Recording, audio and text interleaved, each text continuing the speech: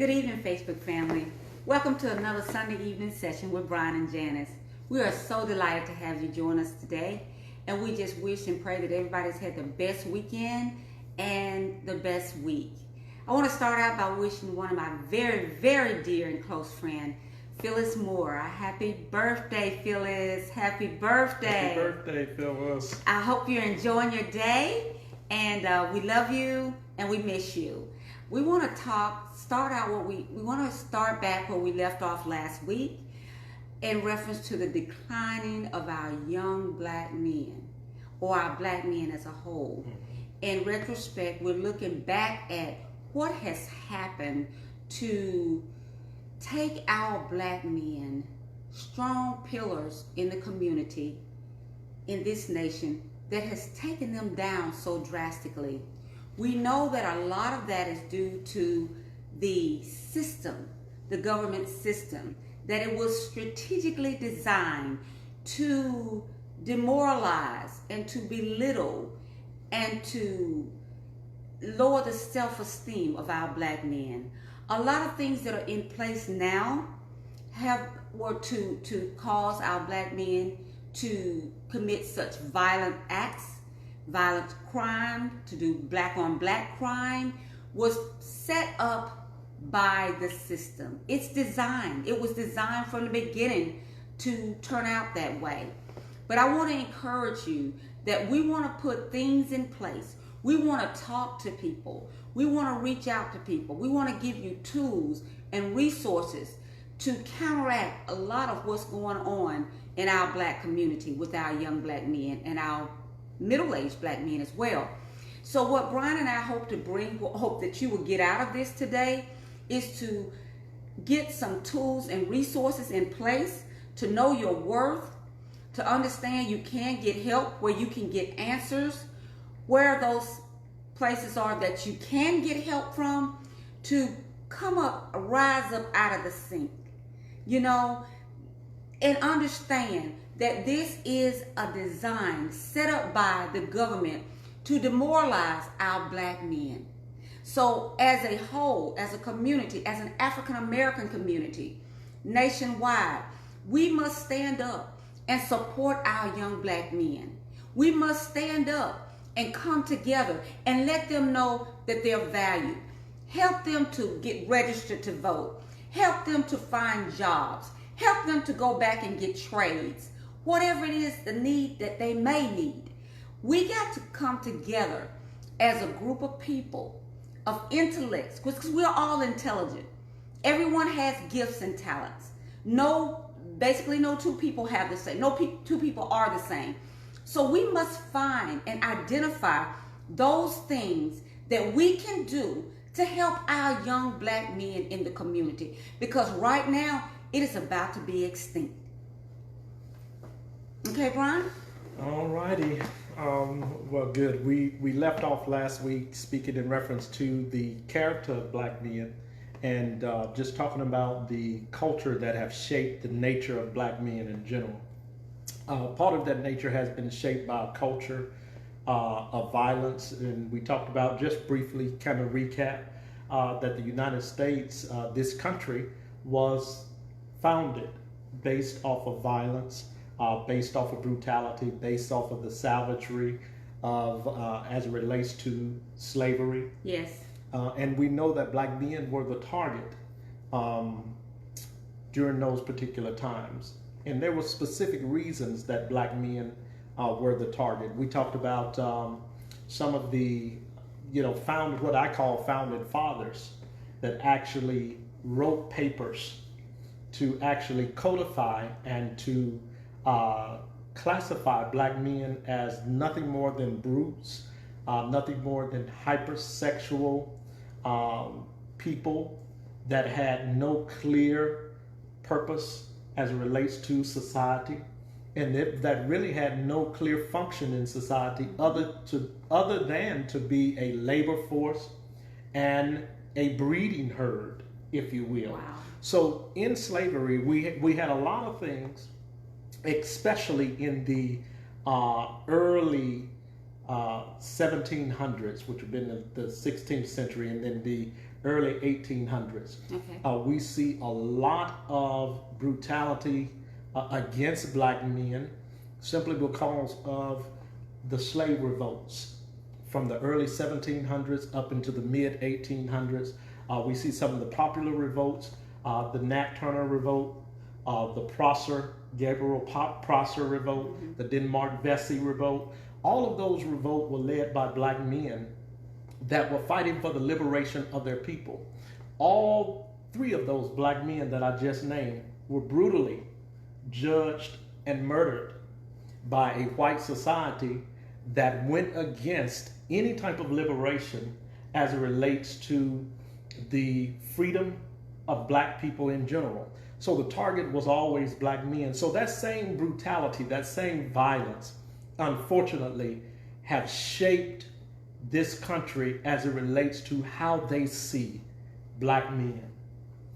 And the underlying factor of that is that because of what society has done, it has caused black men to retaliate in the same way that they were shaped as it relates to an environment of brutality, an environment of violence. So the product that we see now, and I said this on last week's show, with our black men, is a product that has been created by a society that has imposed systemic racist concepts and racist social engineering concerning black men in general, targeting the breakdown, the continued breakdown of the black man so that the black family becomes non-existent, and so that black self-awareness as relates to a man understanding his role in the family, his role in the society, has continued to deteriorate our young men as a community. And that has been by design of the United States government. So we just have to call a spade a spade. Yes. We kind of call that out. I can go back and give you some historical facts. We could talk about, just for one instance, the 1701 decision as it relates to Saffron Sewell. Samuel Sewell was a judge that judged a case that was brought to him by John Saffron, who owned a slave. The slave name was Adam. That's pretty much all we know. Well, Adam had worked 7 years and was now up under the indentured enslavement law due to be released. Okay, John Saffron, his owner, refused to release him and stated that he would be permanent property, that the indentured slave law no longer applied, and that Adam was going to be his servant for the rest of his life. Wow. And however he wanted to treat Adam was his business, because Adam was his property. He had invested in Adam by taking care of Adam, by clothing Adam, all for the return of Adam's labor, and now Adam was his. And that the debt as it relates to Adam's labor did not pay it off. So we had a man. So Judge Sewell comes on the case, Samuel Sewell, and he rebuttals that. He takes a stand that said, and he said that up under Christian laws, we should not be enslaving Africans for a longer duration than what is contracted. Okay, so this goes back to the court system. This goes back to a system of laws. So whenever we look at the mistreatment of black men, we have to look at law. Yes. We have to understand that when you control law, you control the power to subjugate, you control the power to denigrate, you control the power to basically say whatever you want to say as it relates to your position or your stand against an individual, against a group, against a nation. So that's why when it comes to law, the United States recognizes the power that resides within states are all predicated upon law and the gun. So they are always weaponized and they're always legalized. So let me just finish up this case, okay? And then we'll break that down as it relates to what happened in black men. Okay, so Judge Sewell comes in, he makes a ruling, he says that's not the way the law reads. He takes a stand in a position. Saffin rebuttals that and says that what he did and what the slave traders were doing as it relates to bringing slaves from Africa was actually rescuing them from a backwards country, from a country that was not civilized, and that it was their duty to train these uneducated, uncivilized, and ungodly people how to operate in a society and function, if nothing else, have the same mannerism and behavior that would mimic the lowest of animals. So what Saffin argues is that this slave, I taught him how to be a good pet. Okay? That rebuttal goes out, even though in the end, Judge Sewell wins out, okay, as it relates to Adam. Here's the kicker. After the judgment goes forth, Adam is released. What is said in history is that Adam returns back to his master. And because of the systemic socialism in social engineering that was placed on him and the psychology of what he was relating to his master and what he was relating to himself. Even though he was a man, he no longer saw himself as a man. He saw himself as what he had been socially engineered and conditioned to be. And that was no more than a person that was enslaved. That was no more than a good pet answering to his master. And when the master say sit, he sat. When the master say go fetch, he go fetch. So it was a turning point. The reason that was so significant, at the same time all of this was happening, there were slave revolts beginning to start all over, especially in that New York region, New York, Boston. There were slave revolts and uprisings beginning. But it literally put a stamp on the psychology and how black men acted from that point on. From that point, you started to see that even in the slave revolts, you started to see black men sell their each other out, sell their leaders out. Wow. In reference to what was called manumissions, meritorious manumissions. Do you understand what that is, sweet? Okay, so meritorious manumission says that if you protect me as your slave master, if you protect my property, if you come and tell on any other slave that's trying to revolt, then we will reward you. Yes. Okay? We'll let you go maybe 2 years later, or we'll give you your freedom, or you've earned your freedom by protecting us. Right. So it started a psychological deterioration with black men in how we saw each other and how we functioned in society as it relates to our family. Instead of standing up and joining the fight to liberate our families and to liberate our people, quite often times we would back down. Yes. And we would pander to the system and pander to the master, the slave master. Yes. Absolutely. Yes. And so what we find ourselves now, our family, we find ourselves in the same situation. We find ourselves where an environment has shaped black men to systemically be slaves, okay, of a social order, if you will, yes, that dictates how we treat one another, that dictates how we act, that dictates what we do as it relates to our women, that dictates what we don't do as it relates to our children. It's created in a dynamic that has actually caused us to, instead of be moving forward in progress. Backwards. That's right.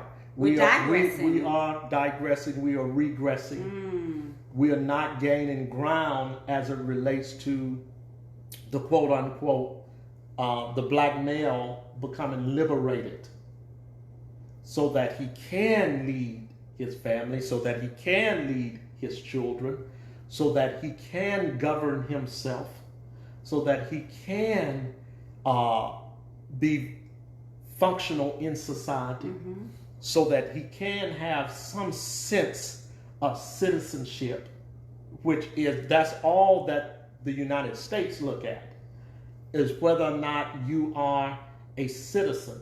And we talked about this, there are certain things that actually declares whether or not you are a citizen. So citizenship is so important. And up under the United States Constitution, you are not recognized as a citizen but by a court of law based on certain criteria that they have put in place. Okay? So if you don't meet those criteria, then by law, you are not really a citizen. So when we look at these different cases, when we look at the different dynamics that have shaped our history, that have shaped black men's minds, that have shaped the way we act towards each other, that shaped our character, we find those flaws still present in us because we're still dealing with the same system that have never been deconstructed, that has never been corrected as it relates to black men being functional, black men being productive, and black men being, once again, the person that holds together a family and a community and make sure that that family and that community survive. Okay, so what the system has done is turned us, and I said this, has turned us against one another, sweetie. Also, it has made us agree with our oppressor when it comes to the way we are treated by our oppressor. Okay, when you agree with your oppressor that yes, I am a brute, so this is the way I act. This is the environment that shaped me, so I don't have any other recourse but to act the way you made me act. Wow. That shows the level of brainwashing. Yes. That have taken place. I was about to say that, Brian. Okay. Brainwashing. That have taken place within the black male, and it shows us how we are continuing to allow ourselves, we are continuing to be socially engineered to act like they say we are, instead of taking a higher course of action and understanding what we were talking about last week, that we have a great character that resides within, that causes us to look within and to take a self-examination of who we are as it relates to our families, our communities, our women, our children. And we do that so that we not only better ourselves, but we better them in the process. Yes. So a lot of those things are not taking place. And I think it's unfortunate when we continue to be complicit in allowing ourselves to be engineered to be divided, allowing ourselves to be engineered to attack one another, allowing ourselves to be engineered to think a certain way about our women, a certain way about our children, buying into different culture creations that demean our women, that demean our children, that produces in us what this country has said of black men, the lazy, uneducated person that's not good for anything but hard labor and hard work. And by the way, we need to understand that even in that process, to further demean us, now every immigrant that's being brought into this country is being brought in and put in place to take the place of, I told you that the black man was now relegated to the lowest species in the chain of humanity.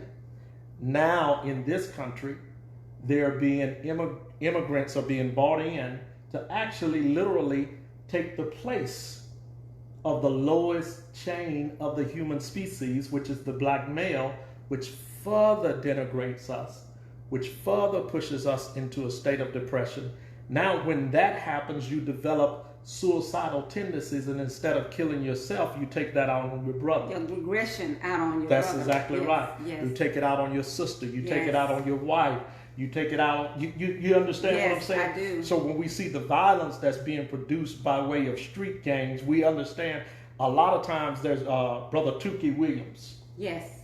Okay, wrote a good book about the creation of the street gangs, but the philosophy of the street gang was not corrupted until it was infiltrated by the federal government. Once it was infiltrated by the federal government, it changed from being a family structure to uplift the community and protect our women and children to being against one another and arguing over territory, which that was never the true creation of the street gang. No. So when you have a black man's mentality that says that I will die for my family. Yes. Okay, apart from understanding how to build his family, that's contrary.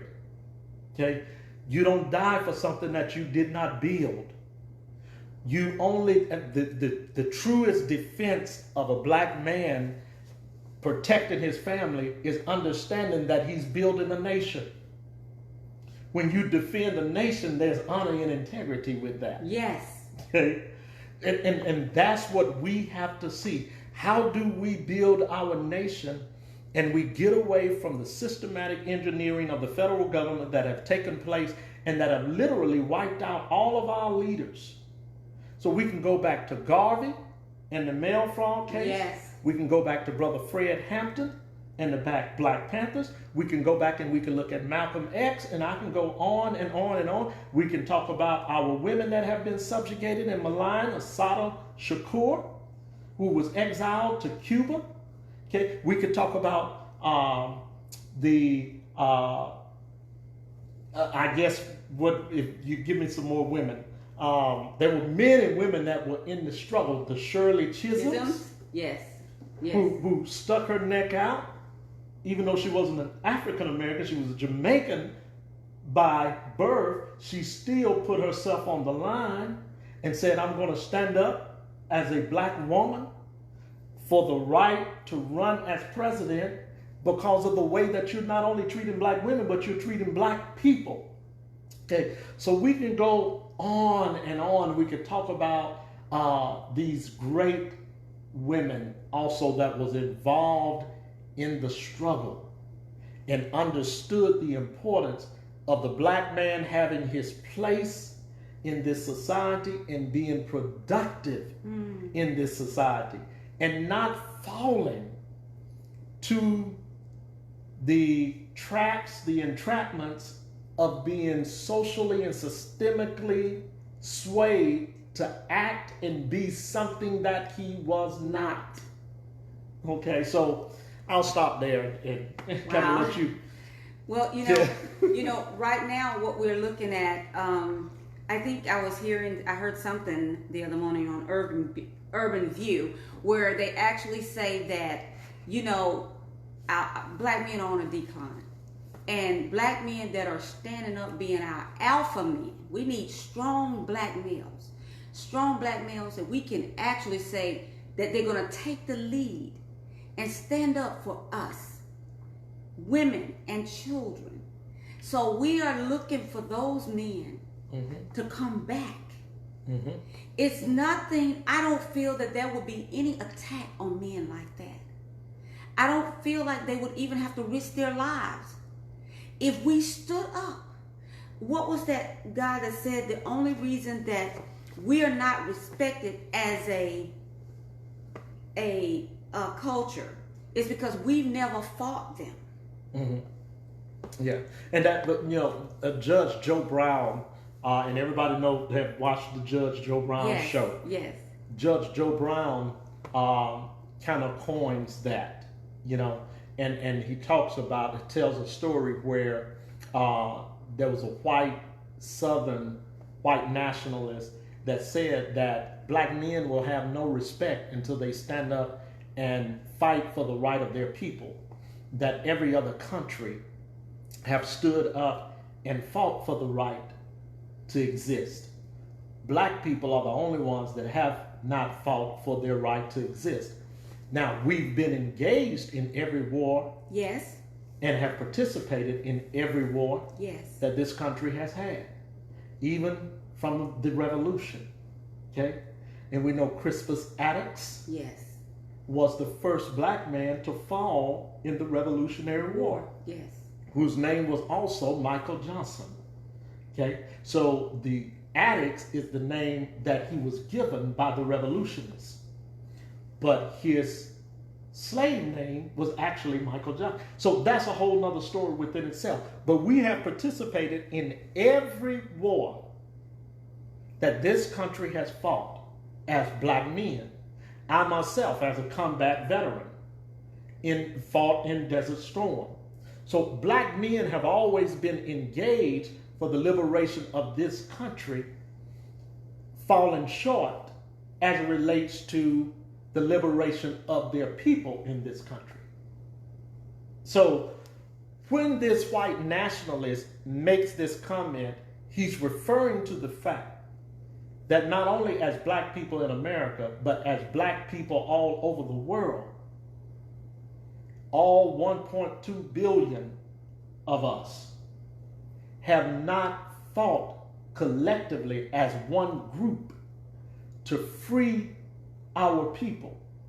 So if you take all the blacks from the diaspora and you put them together, you take all the black men and you put them together, he is making the point that there's enough of you people, even if 1 million have to fall, to fight for a cause, to liberate you from the systemic racism, to liberate you from the social engineering, to liberate you so that you have your own government and your own place in this world, just like whites have fought, just like Asians have fought, Koreans, just like Koreans, which are also an Asian group, yes, just like Muslims. Yes. You understand Yes, what I'm saying? I do. So that was the point that he was making. As many of you as it is, you all have not taken a stand and said that we're going to fight back for the liberation of our people, not only here in America, but all over the world. Now, when you look at history, you got to go back to the Haitian Revolution. When you look at Toussaint Overture, okay? Kudos to Toussaint Overture in DeLong, his top general that takes over after he falls, after he's actually tricked, okay, in the liberation of Haiti. But that is the only revolution that we can look at and say that black people gained as a nation freedom. And as soon as that happens, the United States, France, the rest of the world impose sanctions to totally isolate them as a nation and to cut them off pretty much basically from the rest of the world. It was a tactic that was used that said that if we lose, then everything that we've gained as relates to the spoils of war, we take back and we starve the people out. And when the people become non-existent, then we go back into the place that we lost and we occupy it, we take it over. So ultimately, we may have lost this battle, but the war is still on. See, the war is still on even today as it relates to Haiti. Though Haiti had a moral victory, they had a physical victory at that time, laws were put in place to systemically oppose them and to systemically enslave them again and to keep them from making any further progress other than just winning that war. So we see that imposed on black men every day. And like I say, we're gonna talk about the black women too in the psychology of what has happened to the black women. So Those type of things, that's why I say nothing when it comes to the United States government. See, when we look at the 13th, 14th, 15th Amendment, why do you even need that when you have a Fifth Amendment that says that everybody that's born in this country are free people? The reason that you have a 13th and 14th Amendment is because the Fifth Amendment does not classify black people as citizens. Okay? Yes.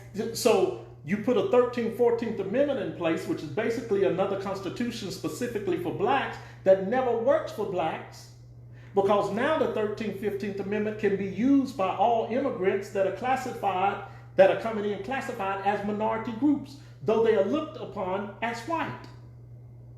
But they fall up under that because now they're being classified as minorities, and blacks have fallen into the same group. That's why we were labeled. See, we were labeled as minorities by law.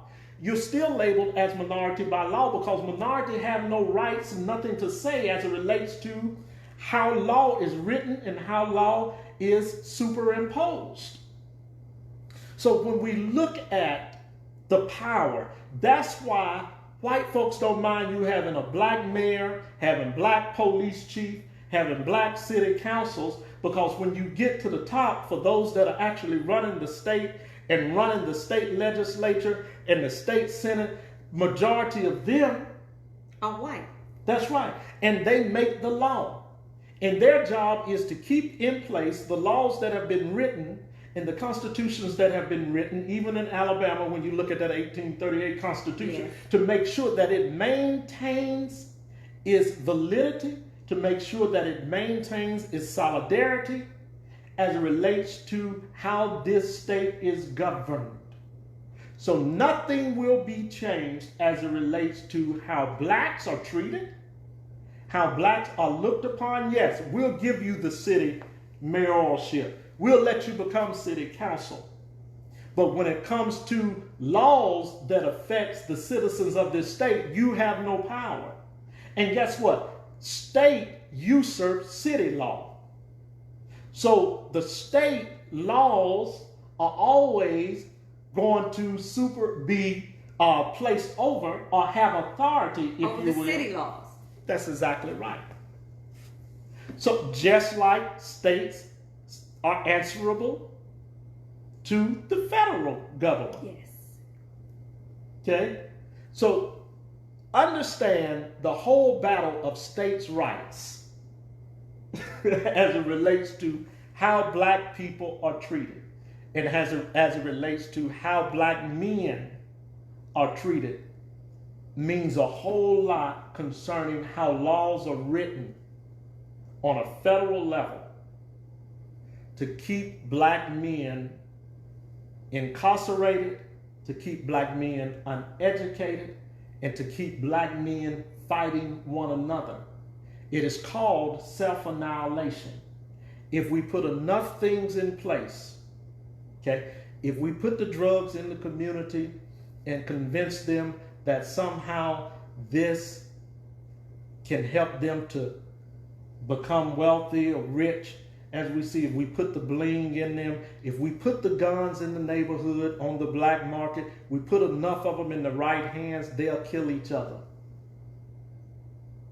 See, there's nothing macho about owning a gun and shooting your brother down. No, it's not. Okay?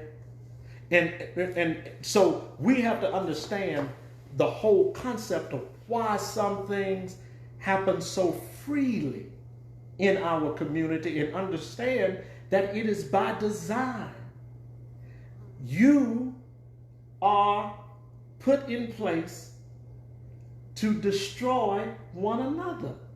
Systematic, what I call systematic genocide.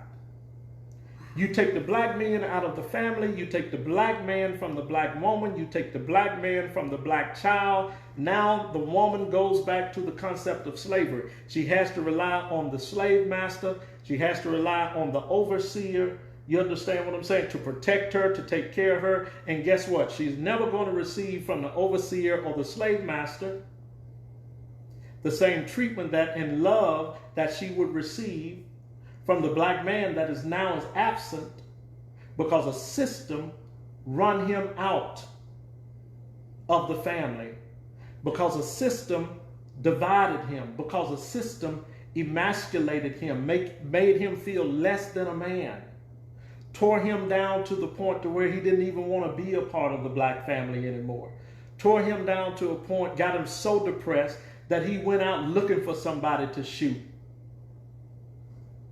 tore him down to the point to where he became suicidal. At one time, you never heard of suicide in our children and in our black men. No.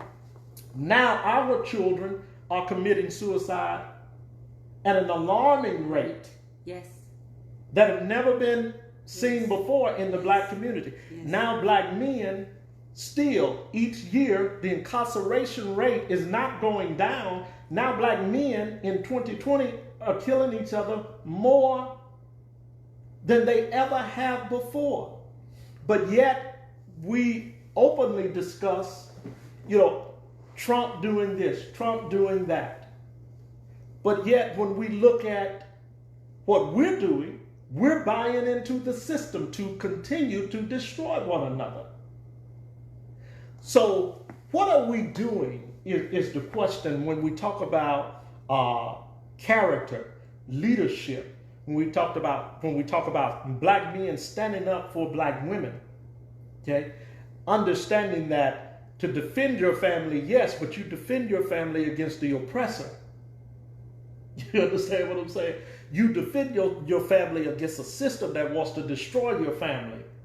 You don't be complicit with the system that wants to destroy your family and that's been put in place to further subjugate you and your family. Mm. Okay, so we are confused. Like I said, psychologically, there's been such a number done on us that not only, and we could talk about the Willie Lynch syndrome and all of these fancy things that people talk about, but the bottom line is we are complicit to some of the things that have been put in place to help us destroy one another. And until we stop being complicit with those things and say, no, we are wise enough to love ourselves, that's where it first starts. Like I said last week, we have enough character within us to say, no, we're not going to allow this to consume us anymore. We're not going to allow the laws that have been put in place to continue to denigrate us and to continue to marginalize us as a people, and specifically as black men, to affect the way I treat my family, to affect the way I act as it relates to my family, to affect the way that I act in society, to affect the way that I act towards my brother, my sister, my mother, my father, my cousin. You understand what I'm saying? Yes. Family feuds and all of those things. We have to find within ourselves, understand within ourselves that there's a measure of self-love that I'm missing. There's a spiritual component to this that we could talk about maybe on next week. We could talk about the spiritual component that's missing in black men today. And unfortunately, religions don't give it to you. And there are many. And I don't have anything against any religion if it is used in the proper way. But you got to talk about the effect of Islam as it relates to the black man. You got to talk about the effect of Christianity as it relates to the black man. You've got to talk about the effect of Catholicism, Judean Christianity, okay, whether it be Orthodox or whether it be Protestant. So we got to talk about those components, because the first thing that was done as it relates to the black man and part of the division with separating him from his family and going against his own people was the pastoral system that was put in place by the colonizers that made pastors who would lord over the people to keep them in order as it related to the plantation and the overseer and the oppressor. So you got to talk about those slaves that came over on the ship that were Muslim in faith. You understand what I'm saying? And the brutality of the Arab slave trade. That's one thing that's never discussed when you talk about, if you want to talk about true history. The Muslims never talk about there were more African slaves made and more African people enslaved up under the Arab system than there was up under the European slave trade. See, those are things that we have to discuss. And then we got to go back and discuss the Pope, starting with Pope Leo X, all the way forward, and the system of Catholicism and Christianity, which Catholicism is the mother of Christianity, and how they use that system to not only enslave black men, but they use that system and taught black men to oppress their own women, children, and people up under a doctrine that says that you are the least of these. Okay? And this is the best that you can do. So we got to talk about every facet and every component of these United States that have caused us to think the way we think and caused us to act the way we act and caused us to be the way we be. And we cannot be afraid to deal with it. See, one thing with black men, we cannot be afraid to look the demon, if you will, in the eye and says that this is not the way that I was born to be. I'm not beholding to your ideology. We got to teach black men how to be free thinkers, again, critical thinkers, and how to, like we talked about last week, look within and to grab their own character again, take control, yes, of who they are, take control of their being again, and not give themselves over to an oppressive system that still looks to subjugate, still looks to have no good intentions for them, still looks to denigrate, marginalize, and oppress them up under the thumb of law. So those are some of the things that we must discuss. Those are some of the things that we must deal with as black men. We got to keep reaching out to black men. Yes, we do. Okay. We can't give up on our black men. No, we cannot. We got to continue to promote healthy families. We got to continue to promote black men that will stand up for the right of their family to do it the right way. Yes. You understand what I'm saying? All of those things we got to continue to promote and to support each other in those endeavors. And my whole thing is I'm passionate about I will never give up on black men because I'm a black man. And I've gone through many traumas and have faced have had many experiences on all levels as it relates to what this system will try to do to malign a black man and to make a black man look worthless and to label that black man as a deadbeat or a no good coward, label that black man as a brute. I've gone through my experiences are wide enough and broad enough that I can actually speak on this, even in an educational system, like I said, to where I can actually reach out to my young brothers and say, look, this is not the way that you were made. You were not made to exist based on the ideology and the wrong concepts of a system that continues to produce and socially engineer black men that are non-productive. You can rise above this.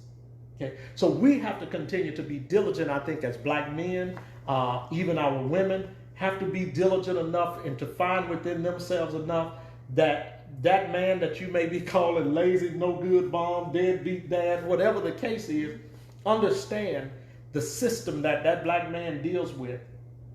And if you can't support him directly, support him indirectly. Yes. You understand what I'm saying? Yes. And so I understand the dynamic of women that have to deal with men that are not living up to their responsibility and don't hold themselves accountable to anything, and it's all about them and the way they want to do things.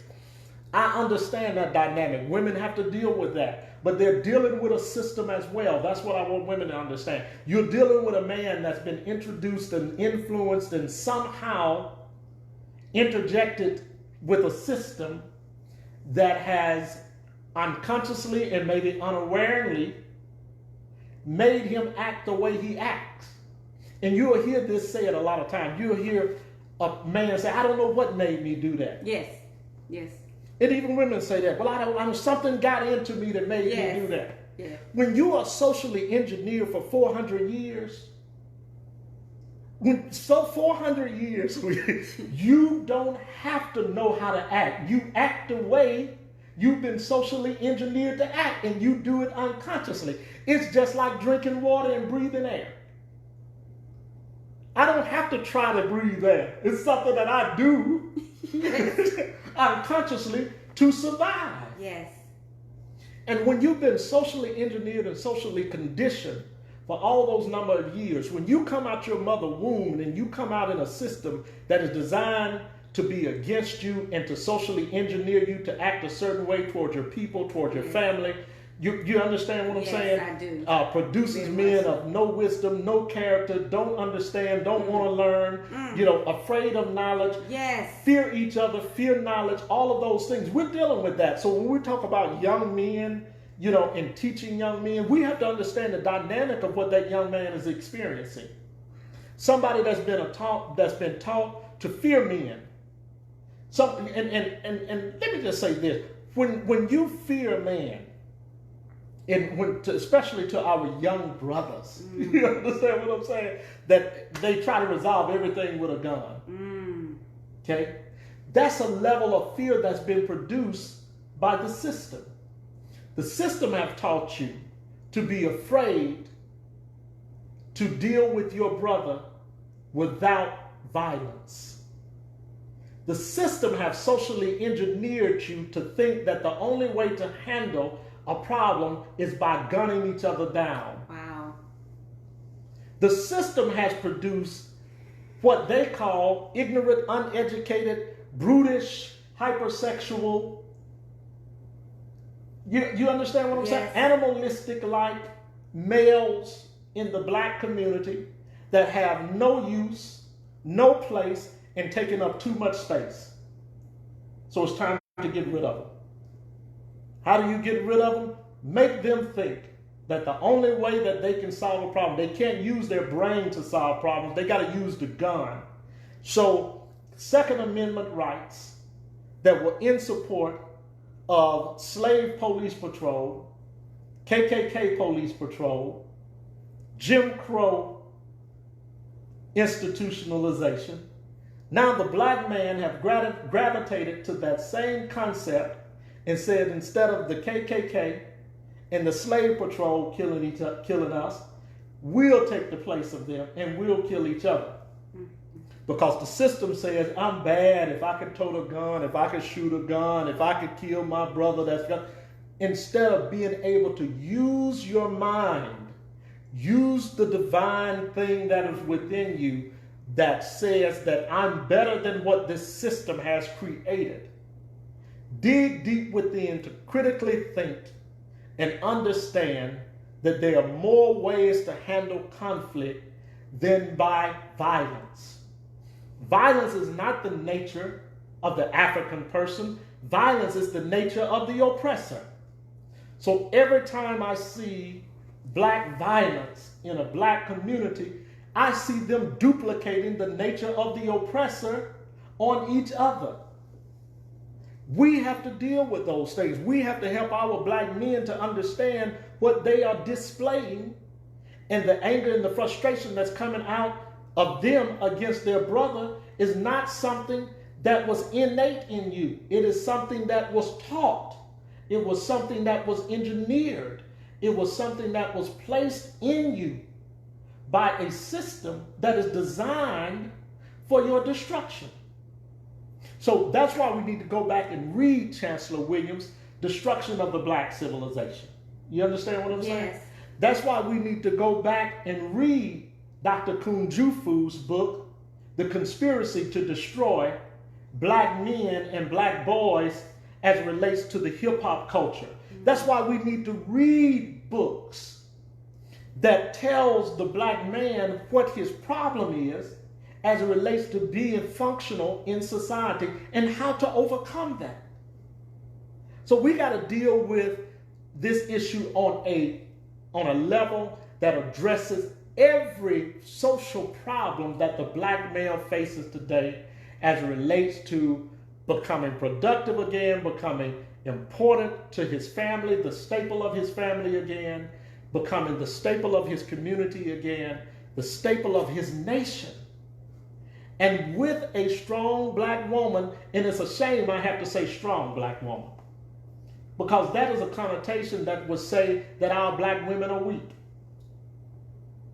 So we have to put words, adjectives in front of who we are to define us, because the system have socially engineered our thinking to say that she's weak. So every time you talk to a black man now, they say, I got a strong black woman behind me. Or women will say, well, behind every good man, there's a strong black woman, good black woman. Why do you have to say that? Why do you have to designate yourself or define yourself as being good or strong? It speaks to the level of brainwashing that we have bought into to make us think that we're something other than good and strong. To make us think that we're weak and we're not good, we're bad. So now we have to put adjectives in there to reinforce what we are based off what a society have made us think about ourselves. So nobody have to tell me that I'm good. Nobody have to tell me that you're good or you're a good woman behind me. We don't have to use those adjectives when you know who you are as a people. You understand what I'm saying? I got it, yes. Those are adjectives that they use to define us on other levels. Okay? So when they would say a strong black woman, if a slave master says she's a strong black woman, then what he would be referring to is the woman's sexual prowess and being able to go into her each night, do whatever he wanted to do, and she could still go to the field and pick cotton the next day. See, so those are terms that were created by the oppressor. Okay? So when they talked about the strong black man, they were talking about a black man that you could use to move from plantation to plantation and could breed all day to build their stable and their herd and to produce more slaves that, quote unquote, raises their investment, and now they're able to continue to further promote and push their agenda as relates to wealth based on this slave, this young, what they say, young bull, being able to go out, breed all day, and bring him back the next day. You can put him in the field. That's a strong black man. So see, we are confused as a black people because we call each other what our oppressors called us. Because we have failed to study the psychological job that was imposed on us back in those days. We have failed to look at what was said about our ancestors that made them do some of the things they do that have now been passed down to us, whether it be hereditary, okay, if you in your profession, whether it be genetically, whatever it may be, whether it be psychologically, how we think, how we act toward one another. But we need to understand we use terms and don't even know what the terms really mean. So now we define each other like the oppressor defined us. See, if you are a good person, you have a good heart. I shouldn't have to say that that's a good woman. I got a good woman. I got a strong woman. No, I shouldn't have to say that, because your actions speak for yourself, because your character speaks for yourself. See, you should not be, I should not have to be validated by someone else when I know what I am. See, an insecure person has to be validated every time they turn around.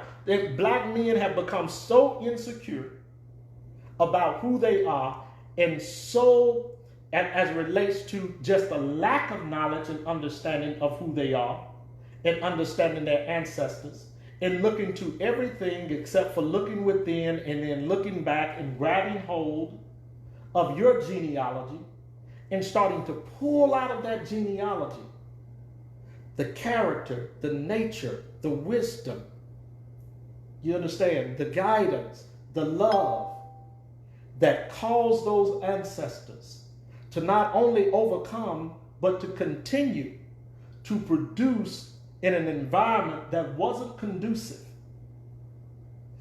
What was it? What type of strength was it that they had? How did they get over that? See, there was something, that's why I say there's a spiritual component that's missing within the fabric of black men. And unfortunately, religion does not give it to you, because religion, Dr. John Henry Clark said, is no more than the handmaiden to continue to oppress our people. It has never had the answer, it never have been the answer. There's something deeper than that. Okay? So we have to deal with all those different facets of the breakdown of the black man. Okay? If we deal with those, then after we deconstruct and continue to tear down those walls, then we can rebuild black men into productive citizens.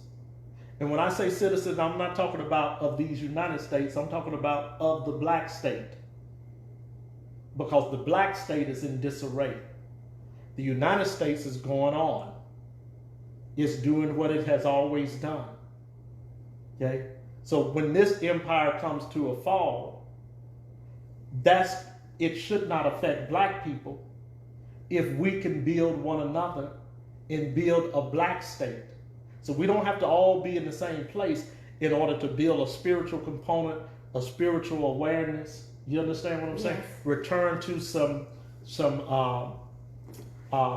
character, return to some morality, and return to a human dignity that shaped us and caused us to get past all of the things that have been used to try to destroy us. So that's my encouragement as it relates to black men and the building of black men, and understanding that we need to address those issues, and we have to start seeing what the system is doing to our black men. It is a sad day when statistically, right now, 75% of young black children, black boys in specific, that doesn't learn how to read fluently by the 6th grade does not finish high school. 75% of young black boys that cannot read fluently on a 6th grade level,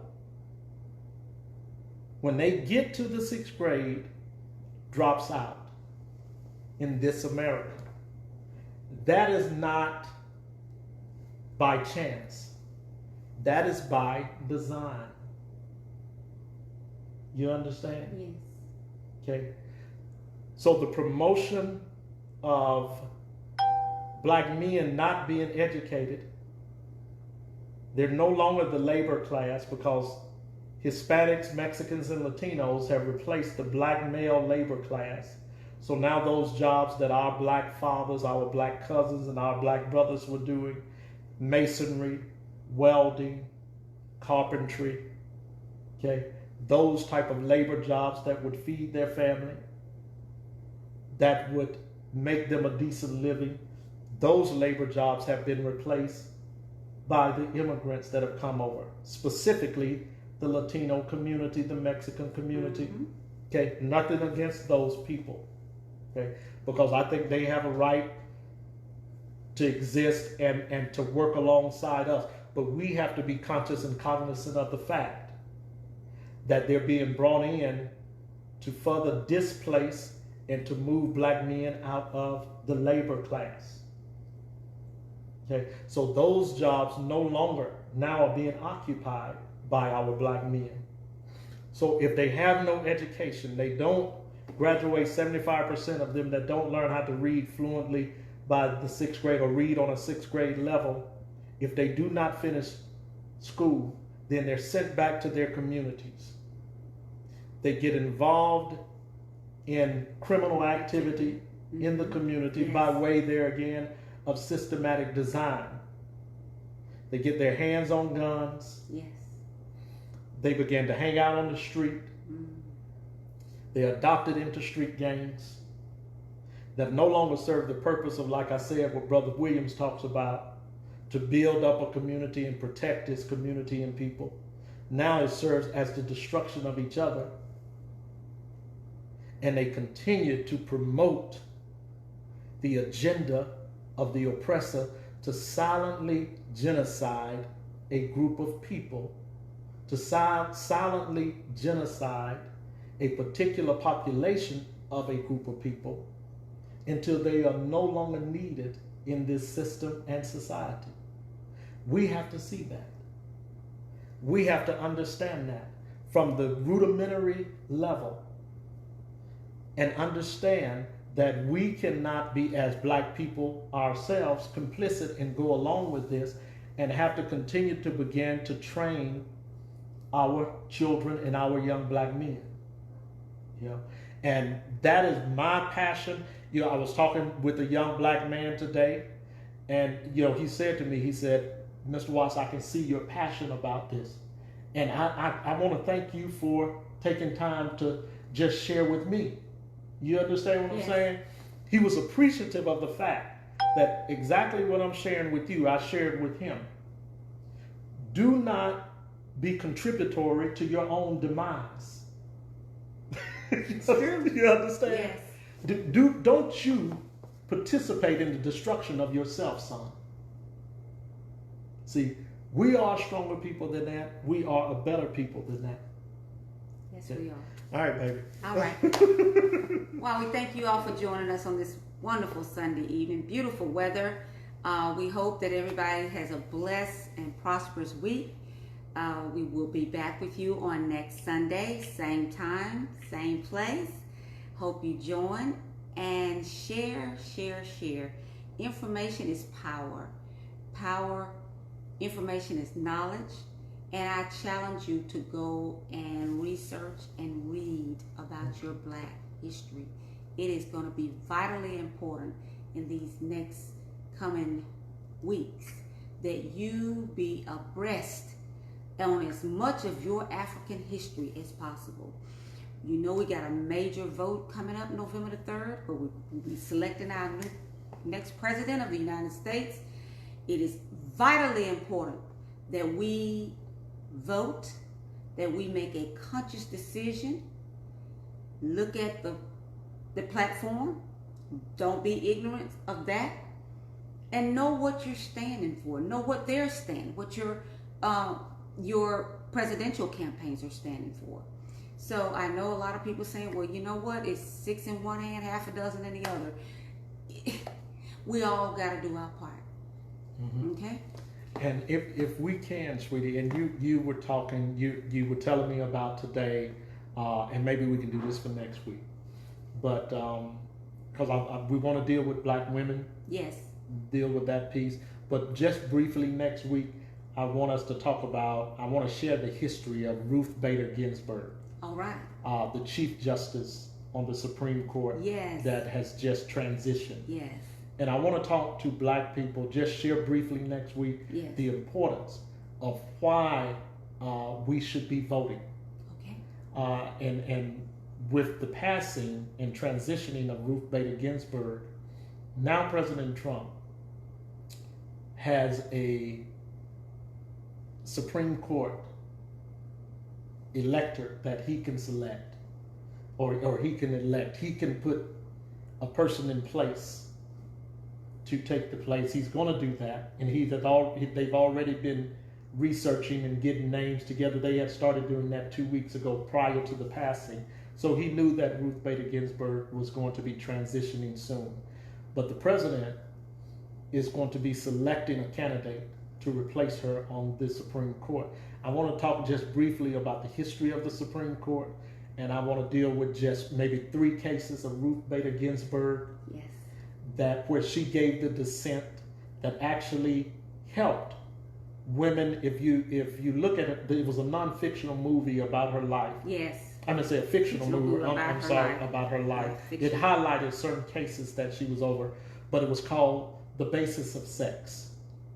Okay, where she actually, and I'll talk about this next week. Yes. But when she comes on the scene, and her first case that puts her on the map nationally was related to women's rights. Okay, so and that's where the movie gets its title from, The Basis of Sex. But we'll talk about that a little bit, and we'll give a little bit of that history. Yes. And like I said, we're going to let Black people know why it is so important that they get out and they vote. It is for reasons like this. The courts make the laws that governs the land, and if judges are not put in place to interpret the law based on it benefiting you as a person or an individual or a group, then you cannot progress in this country. It doesn't matter how much we think we're getting done or how much progress we think we have made. The law dictates and controls everything. That's why it is so important for us to vote. But like I said, we'll deal with that next week, okay. and then we'll start getting into the history of the Black woman and why she has some of the traumas that she has today. And we'll go back and look at some of the things that has socially and conditionally made the Black woman the way she is today. Okay, so we'll deal with some of that. Good night, everybody. See you on next Bye-bye. week. Bye-bye.